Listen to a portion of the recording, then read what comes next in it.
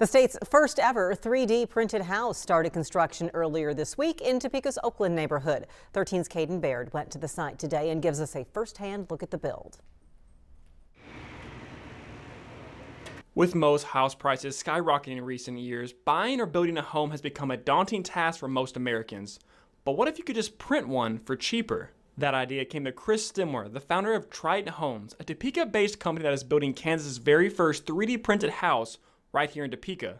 Stimler says the difference between a printed and non-printed home isn't as drastic as some might think. Everybody loves to go buy those old or look at those old sandstone or limestone style houses. Well, those are stone, this is stone. It's not that much different from what we've done in the past, but we've all gotten so accustomed to the idea of sheetrock and drywall and stick build.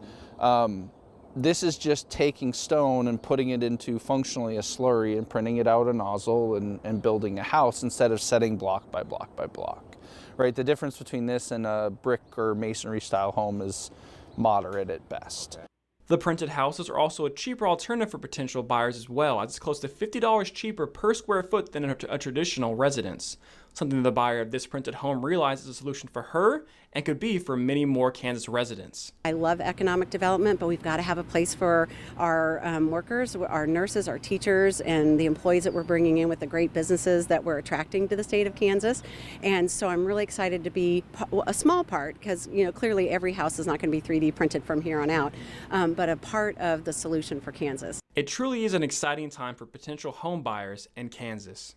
I'm excited mostly because, this is the first one, but 10 houses from now, 20 houses from now, we're going to discover new things we can do and cool stuff that'll enhance the experience. And I'm just really excited to see what the future holds. Caden Baird.